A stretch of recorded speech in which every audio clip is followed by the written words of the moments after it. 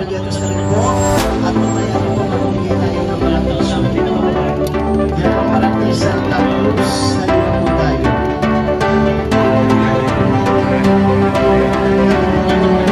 Ayan mga kapatid po, ang nasa rin po tayo ng Santa Cruz.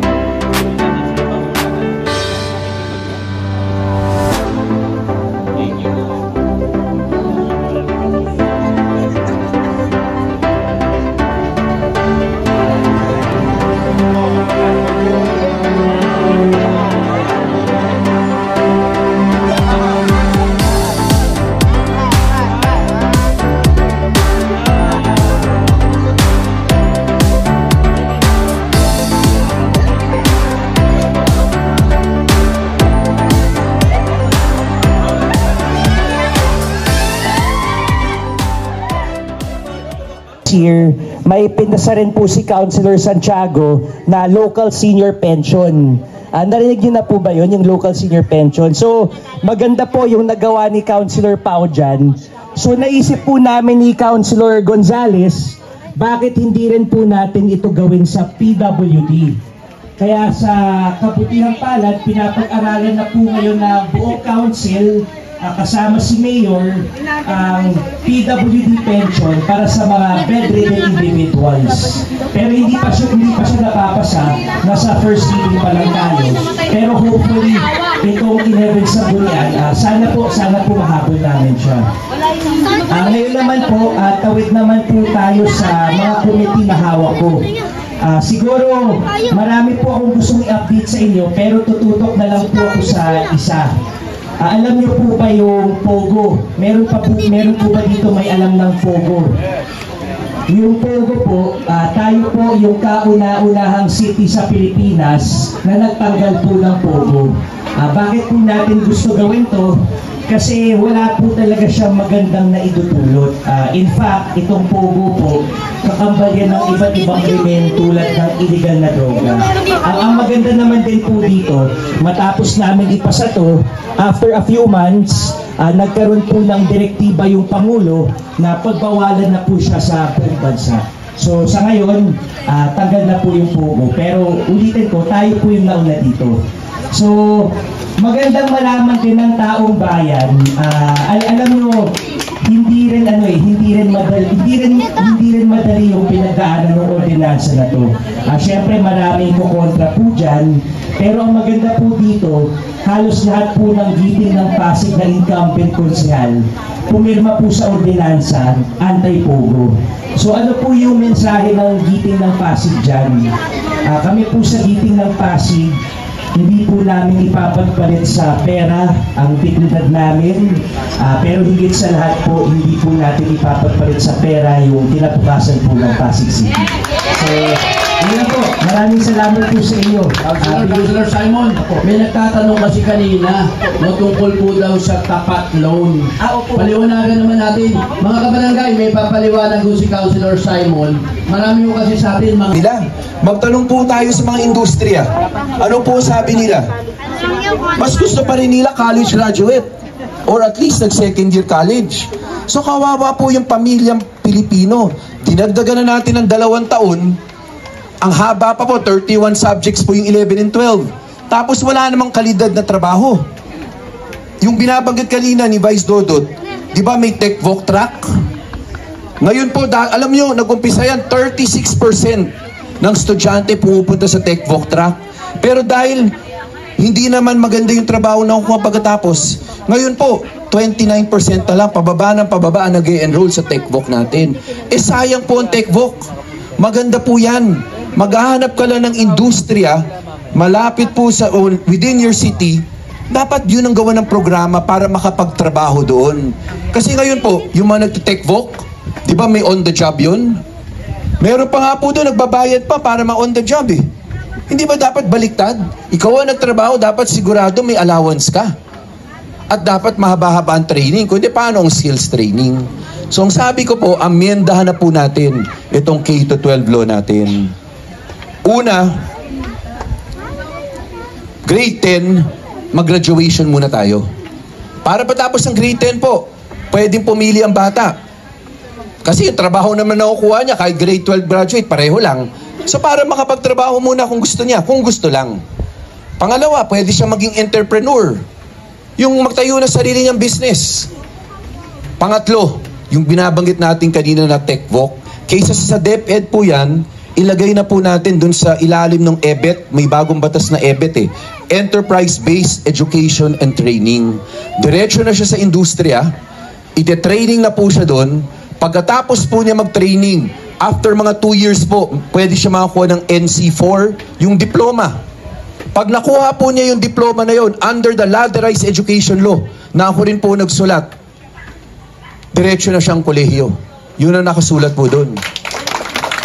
Plus, meron siyang NC3, NC4. Yung pang-apat po, pwede pa rin siyang dumaan ng grades 11 and 12 kung gusto niya magkolehiyo. Pero, ito ang sinasabi ko sa DepEd. Una, tanggalin na natin lahat ng track, lahat ng strand. Bali, wala po talaga yan. Wala ng track, wala ng strand. Pangalawa, bawasan po natin yung subjects. From 31 subjects, gawin na lang natin 8. 4 sa grade 11, 4 sa grade 12. Pwede pa rin may electives. Kasi kung bata po, paano kung gusto niya mag-political science? Languages, pwede. Elective yun, pero hindi counted. Ibig sabihin, kahit kunin lang niya yung 8 subject na sinasabi ko, gagraduate siya ng grade 12. Ano yung significance po nun? Yung 8 subject na binabanggit ko, itong 8 na ito yung 8 subject na naiiwan pa rin po sa first year college. Yung GE subjects, pag nagkolehiyo ka, may GE subjects yan eh. May 8 pa po doon. Yung 8 yun, sabi ko, ikopya na lang sa 11 and 12. Yung 8, 4 sa 11, 4 sa 12. Pag pinasa po ng bata yun, college subjects yun eh. Ibig sabihin, college ready siya. Dahil college subject yun eh. Pangalawa, pagtapak niya ng first year college, pwede siya kumuha ng advanced placement exam. Yung advanced placement exam po na yan, na binibigay ng Colegio University, pag pumasa po doon, dapat i-credit yung 8 subject niya. Parang 4 na taon sa kolehiyo, pwedeng makredit yung 11-12, 3.5 years na lang ang kolehiyo niya. Pero meron pa akong pang-5. May pang-5 akong option na nilagay po doon. Pagtapos ng grade 10, pwedeng kumuha ng tinatawag kong honors exam. Yung bata. Pag pumasa siya ng honors exam, accelerated na siya sa first year college. Hindi na siya dadaan ng grades 11 and 12. Kasi, nag-aaral siya na mabuti K-10. Dapat naman, bigyan naman natin ng pagkakataon yung bata na makapagtipid yung pamilya niya dahil ready naman siya, diretso na po siya sa kolehiyo. Pero, alam niyo po, mahalaga nga po talaga sa ating lahat ng edukasyon. Totoo po yan. Pero, alam rin natin ang totoo. Hindi lamang edukasyon ang kailangan ng ating kapwa Pilipino. Ang kailangan rin po niya ay mahubog yung kanyang karakter ng tama. Dapat maturuan siya na maging magalang sa kapwa. Huwag magdehado at huwag rin po manira. Huwag gumawa ng fake news kasi wala natutulong po yan. Dapat po yung ugaling Pilipino, ugaling Pasigenyo ay mapairal po natin. Pero dito po sa Barangay Santa Cruz, nakakatuwa po talaga. Pag maglakad ka po dito, tapos may kasamang bata, yung nanay o yung tatay, alam pong pinapagawa nila sa kanilang anak. Pinapamano, bless raw. Yan po yung ugaling Pasigenyo. Ganyan po tayo. Marunong tayo makisama sa kapwa. Ang totoo po niyan, meron pa akong isang batas, nakasulat rin naman dyan. Pinasa ko na po yung Good Manners and Right Conduct, GMRC, na dapat ibalik po yan sa grades 1 to 6 ng lahat ng elementary. Pagdating ng 7 to 12, values education yung tatawagin. Pero alam naman natin ang totoo, sa school lang yun. Paglabas ng school po, ay syempre hindi nasakop yung mga wala na sa paaralan. Pero siguro maganda rin po, pagka yung mga kabataan natin, matutunan nila yung GMRC, makikita rin po nila na kung sino po ang gumagawa ng tama na nakakatanda, sino po ang nagsasalita ng tama. Hindi po katulad ngayon, minsan yung kabataan natin, nanonood po yan ng mga YouTube, nanonood po yan kung ano-ano. Maganda na kung may sa gabay ng magulang, kasabay meron pang gabay yung ating mga paaralan, makikita po natin, talagang malalaman po nila kung ano talaga ang ugaling Pilipino, ugaling Pasigenyo. Pero dapat po tuloy-tuloy nating ituro yan. Kasi ngayon po, sa totoo, medyo marami na po talagang kailangan ng GMRC. Yan ang totoo. Sa totoo po, marami po nakakalimutan nila yung pagre-respeto nila sa kapwa nila. Nakakalimutan po nila yung pagrespeto po sa mga bata. Nakakalimutan rin po nila yung pagrespeto sa nakakatanda sa kanila. Meron pa nga po dyan, sa totoo, nakakalimot na rin po na respetuhin ang kababaihang Pasigenyo. Pero hindi na po exclusive, marami po talaga. Kaya sa totoo po, suriin po natin ang bawat kandidato. Hindi lang po dito, pati sa susunod na barangay election. Tingnan po natin. Tingnan nyo po, yung mga nanunungkulan rin sa inyo. Tingnan po ninyo kung meron silang good manners and right conduct. Tingnan po ninyo kung makasarili lang po sila. Tingnan nyo po kung talagang lagi nandiyan para sa inyo. Kung wala naman po, ay ilagay na po natin na tama tayo dapat. Dapat naglilingkod ng tama. Kaya sana mga magulang, mga kapwa Pasigenyo, umpisahan natin sa sarili nating mga bahay. Siguraduhin po natin, turuan natin yung ating mga anak, yung ating mga magulang rin, na kung ano po ang tamang asal, yung ugaling Pasigenyo, ugaling Pilipino. Again po, hindi ko nababanggitin yung ibang mga batas na nagawa ko. Andiyan naman po yan sa pink para hindi masyadong humaba. Pero, again, pakiusap po naming lahat. Straight team dating.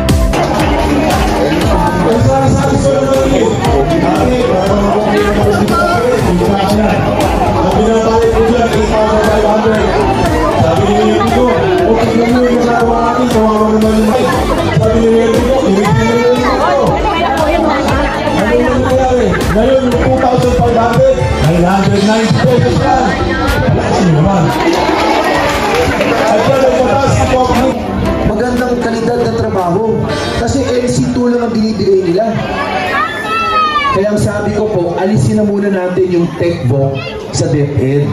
Ang gawin natin, gamitin na natin yung EBET law, yung Enterprise-Based Education and Training. Acacia Gahit, ang mahusay na mayor, Mayor Vico Soto! Magandang hapon sa ating lahat. Kamusta po kayo? Yung mga nakatayo dito sa gilid, kaya pa po? Ayos pa po kayo? Yung mga nandito sa kaliwa, pataas pa ba energy natin? Yes.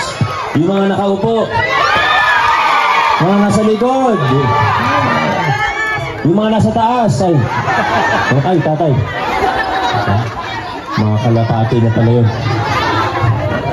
Oo, talaga naman. Maraming salamat po sa inyong napakainit na pagtanggap sa giting ng Pasig. Ito, parang nandito po kayo lahat sana pala hindi na ako nag-house to house. Pupunta rin pala kayo lahat dito. Grabe po, ano? Naalala niyo pa po ba nung 29 hours sa Acacia, hindi po ako nakanig. Bale, babalik po tayo. Opo. Social services sector natin. Sa education, bakit education ang priority? Ito, para sa mga batang maiingay. Makinig kayo. Ang buhay, kailangan magtanim bago tayo mag-ani. Yan po ang tinuro ng aking ama. At ito po ang ituturo ko sa inyong lahat. Wala pong shortcut para tayo magkaroon ng magandang kinabukasan. Ang ayuda, panandalian sa lahat ay nakakatang gawin. Pero alam mo, wala naman masama sa ayuda, di ba? Yan po ay panandalian lamang. Pero ang tanong, meron ba kayong kilala ng individual o pamilya na gumanda na ang buhay dahil sa ayuda? Wala pa, di ba? Kaya nga ang programa po natin, siyempre pag may nangangailangan pong mga Pasigenyo, meron pong ayuda ang ating gobyerno. Alam niyo naman si Mayor Vico, di ba? Noong panahon ng pandemya, lahat ng pamilya nabigyan ng ayuda. Pinakamalaking ayuda sa buong Metro Manila, Pasig City. Tama ba? Palapan niyo naman si Mayor Vico. Ang dating binabayaran yan, 8,500 isang taon. Dahil po sa ordinansa ni Maro Martinez. Ngayon, zero na, wala na binabayaran ang ating mga sari-sari store na mamili. So, paano nangyayari yun? Sino ang mayor nyo? Ang mahusay na mayor! Magandang gabi, mga pinagbuhatan! Yung mga nasa likod, gising ba kayo dyan? Yung mga nasa gilid, mataas pa ba energy natin? Walang dito sa likod! Ay, sige, subuhin pa rin. Ayos na po tayo. Mga bata! Tahimik ba kayo? Yung mga nakaupo, ayos lang po kayo. Yung mga nasa VIP seats, masarap naman ang pwesto ninyo. Grabe. Maraming salamat po sa inyo. Salamat sa inyo mainit na pagtanggap sa giting ng Pasig, sa lahat ng taga-Kaliwag. Alam ko yung iba, taga-ibang pumunta lang po dito ngayon. Pero maraming salamat po sa inyo. Sa ospital, hindi na kailangan ng blue card, yellow card, yung no balance billing natin. Basta residente ka ng Pasig, matik po yan. Hindi na kailangan ng card. Hindi palakasan system, walang takutan. At higit pa rito, naglinis tayo ng ating pamahalaan. Yan ang isa sa kaya nating ipagmalaki. Ako, kaya kong ipagmalaki. Kaya kong tumingin mata sa kita natin, di ba? Pagka, di lang naman sa Pasig, pero nakikita po natin, pag malapit ng eleksyon, ano nangyayari? Mga kandidato, mga politiko, palaki ng palaki yung gastos. Bibigay ng kung ano-ano, gagastos ng napakalaki. Hindi lang sa ayuda, hindi lang sa pinamimigay, o hindi, pati sa, nakikita niyo naman po siguro, pati sa fake news, nagastosan po yan. Nakita niyo yung kamakailan lang, yung inimbestigahan ng DSWD, person with disabilities, may kapansanan, mahina yung pag-iisip, sinamantala, nakapila po siya kasi gusto kumuha ng bigas, ikaw po siya, sabi kailangan interviewin ka muna. Sabi niya, wala naman akong alam sa mga ganyan-ganyan. Nung kakagabi lang, nakita po kami sa San Joaquin, namimigay ng mga polyetos. Laman ng polyetos, puro paninira lang. Walang plataforma, walang magandang tungkol sa kahit sinong kanila, puro paninira lang nakalagay sa polyetos. Ang tanong, sino ba gumagawa nun? Sino gagastos ng ganun kalaki? Nakikita niyo naman yung mga makinarya, nakikita niyo naman kung ano yung pinagagastusan. Sa totoo, billboard na lang. Alam mo kung magkano ang billboard sa C5 sa Ortigas? Wala pong billboard na 5,000 piso ha. Ang billboard po sa C5 sa Ortigas, umaabot ng halos 1 milyon kada buwan. Magtanong po kayo sa iba kung hindi po kayo naniwala sa akin, ganun po kamahal magpa ka ng espasyo para sa billboard. Ang tanong, bakit? Ano bang meron dyan? Bakit ka gagastos ng milyon-milyon kundi bilyon-bilyon para sa posisyon? Ano ba yung meron sa posisyon na gagastos ka ng ganyan kalaki? Sa kasamaang palad, kung ganyan ang politika natin sa Pilipinas, ang ibig sabihin, yung mga magagaling, yung mga mahuhusay na walang pera, na walang paggastos ng ganun kalaki, ibig sabihin, hindi sila mananalo. Yung mga pinakamagagaling na kandidato, hindi mananalo kung ganyan ang sistema natin. Masama yung mga nanalo, gumastos ng sobrang laki, ano tingin yung gagawin nila pag nanalo sila? Imposibleng hindi. May kilala ba kayong negosyante naglalabas ng pera, hindi babalik yung pera sa kanya? Nakausap ko na po lahat ng pinakamalalaking negosyante sa Pilipinas. Wala pong ganyan kahit isang negosyante. Ang negosyante, pag nag-isip, pag gumastos ako, babalik yan, may interest pa. Yung nagiging siklo sa ating bayan. Pero napakaganda dahil dito sa Pasig, naputol na natin yung ganyang klaseng siklo ng korupsyon at kahirapan. Naputol na natin yan. Kinalimutan, tinalikuran na natin yan. Kung tayo ngayon, nagbubunga na yung mga pinaghirapan, mga pinaglaban natin na magbabago at reforma. Hindi na siya nananatiling sa salita o sa papel lamang. Hindi, ito na. Ano po yung sinasabi kong bunga? Yung mga nabanggit kanina ng mga programa, palawak ng palawak, mga serbisyo ng ating pamahalaan. Pero ang maganda po rito, alam niyo, sa giting ng Pasig, hindi namin ipapangako ang langit at lupa sa inyo. Alam niyo naman, pag malapit na eleksyon, puhunan, laway lamang. Madaling mangako. Pangako natin ang langit at lupa sa mga Pasigenyo. Dito ng Pasig, bawal po namin gawin yun. Bilin ko po yan sa mga kasama, lalo na sa mga konsen natin. Tayo mangako ng mangako. Chamber, submitter, delikado prone sa sunog. Ayaw natin yun, iniiwasan natin yun. Sa tulong ng ordinansa na na-file nito ng ating sanggunian, na ipasa ng ating City Council noong nakaraang taon, mahigit 700 o halos 1,000 na ang kabahayan na nakapitan ng legal at ligtas na Meralco. Sa tulong ng Bumbilya ng Consejo, Councilor Buboy Agustin. Sakto. Liwanag! Liwanag! Ang galing nga alam niyo si Consi Buboy, pag tumatayo, nag-on yung Bumbilya. I-back natin. On.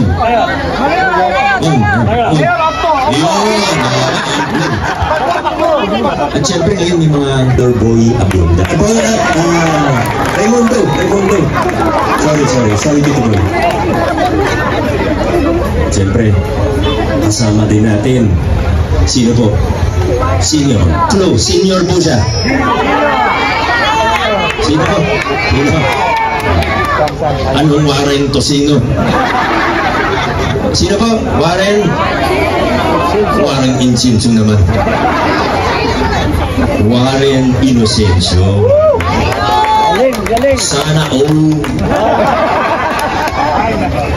Ay, nako. At panghuli natin kasama. Hindi ko siya asarin kasi sobrang bait yun. Sabihin ko na lang na siya ang pinakamabait na konsehal ng giting ng Pasig. Councilor Ryan Enriquez. Mga kaibigan, kung ako po mag-isa, siguro may magagawa naman po ako. Kasama ang congressman, may magagawa pa rin po ako. Kasama ang vice mayor, baka mas marami ako magawa. Pero sa tulong ng buong konseho, tandaan po natin, hindi kaya ng isang tao ang laban natin. Yung mission natin, mabigat po. Yung paglilinis ng pamahalaan, pagpapaganda ng mga serbisyo natin, yung expansion ng mga serbisyo at programa natin, hindi po madali. Ang mayor, hindi po nakikita lahat. Ang mayor, hindi kayang gawin ng lahat. Kaya kailangan po natin ng tulong ng buong konseho sa panguna ni Vice Mayor Dodot Jaworski, kasama ng ating mga konsehal at syempre ang ating Congressman Roman Romulo. Sigurado mas marami pa tayong magagawa para sa ating lungsod. Mas marami pa tayong mapagtatagumpayan para sa lungsod ng Pasig sa susunod na 3 taon. Maraming salamat po. Buhay ang lungsod ng Pasig.